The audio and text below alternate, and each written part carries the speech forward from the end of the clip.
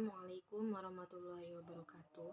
Perkenalkan, nama saya Yosia Manda, NIM 2120210038. Di sini saya pemateri pertama dari kelompok 2. 1. Perbedaan individual dan faktor mempengaruhi.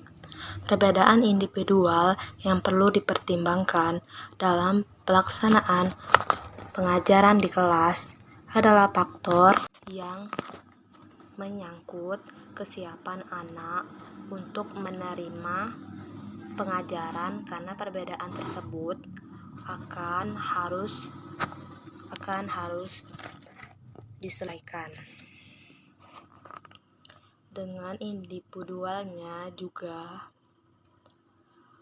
tetapi tetap di bawah pendidikan tidak semata-mata bertujuan untuk mengembangkan individu sebagai individu, tetapi juga dalam kaitannya dengan pola kehidupan masyarakat yang bervariasi. Faktor-faktor yang mempengaruhi perbedaan individual adalah 1. Jenis kelamin, 2. Umur, 3. Pengalaman, 4. Pendidikan, 5. Personalitas. 2. Perbedaan individu, bakat, dan minat.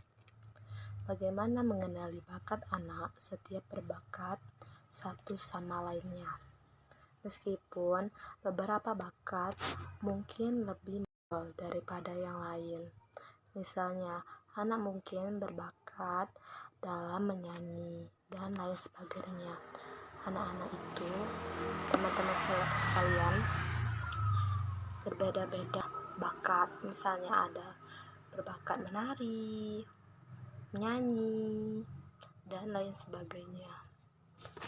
Jadi kita sebagai guru atau orang tua mulai mengasuh, mengenai, dan mengidentifikasi bakat anak sejak dini.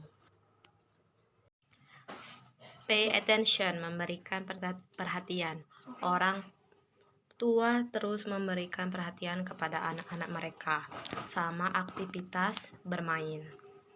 Across expression, mendorong ekspresi, bagaimana seorang anak mengekspresikan dirinya di rumah. Cons a school that provides quality, memilih sekolah yang berkualitas, sekolah yang sangat penting bagi kesuksesan mereka. Konsep inteligensi dari berbagai teori. Teori inteligensi Spearman dalam Sumantri 2008 menyebutkan bahwa inteligensi dibedakan menjadi dua aspek, yaitu kompetensi guru dikelompokkan pada aspek umum dan bakat dikelompokkan pada aspek khusus. Aspek umum meliputi aktivitas dipunyai tiap-tiap individu pada situasi tertentu.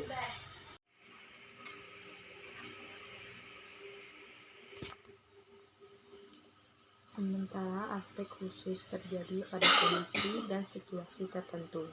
Aspek umum lebih mempresentasikan aspek genetis dan aspek khusus didapatkan dari training atau pendidikan. Pemikiran Spearman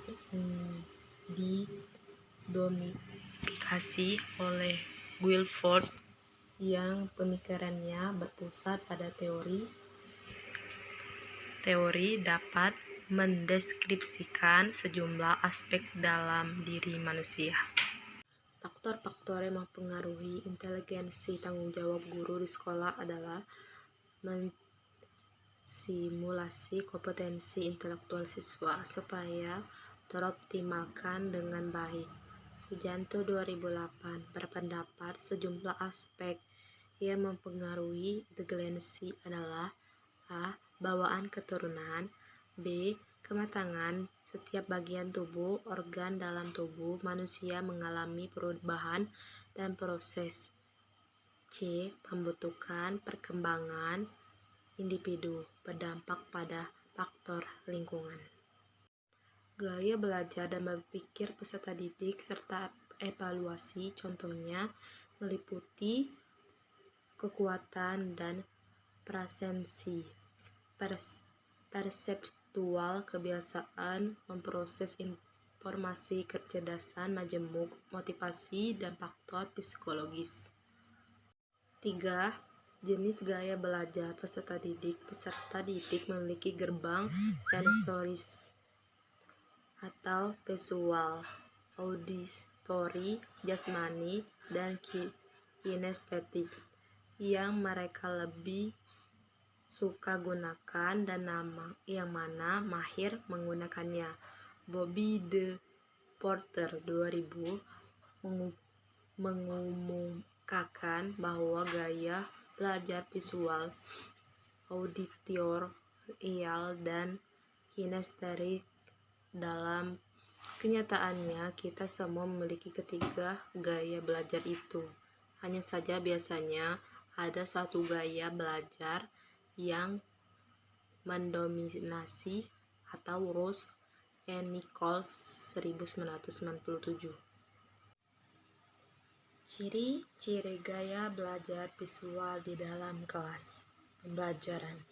Peserta didik visual memiliki ciri-ciri sebagai berikut.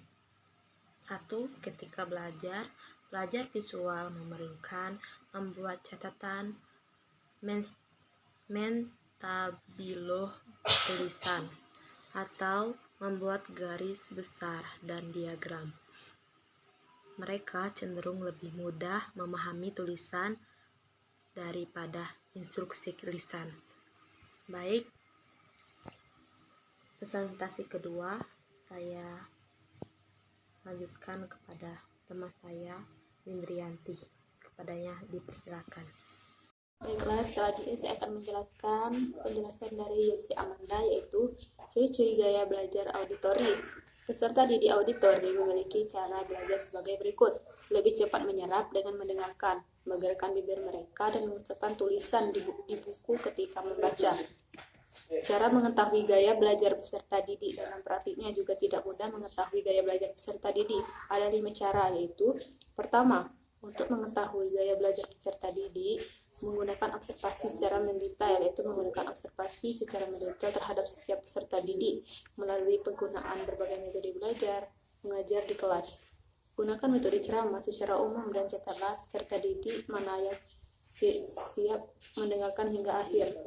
Cara kedua, yaitu dengan mengetahui gaya belajar peserta didik dengan memutar film atau menunjukkan gambar atau poster kepada peserta didik. Yang keempat, mengetahui gaya belajar peserta didik dengan memberikan tugas.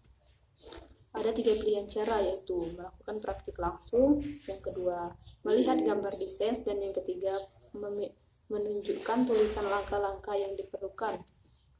Cara kelima, mengetahui gaya belajar peserta didik dengan melakukan survei atau tes gaya belajar peserta didik dengan melakukan survei atau tes gaya peserta didik. Baiklah, terima kasih. Assalamualaikum warahmatullahi wabarakatuh.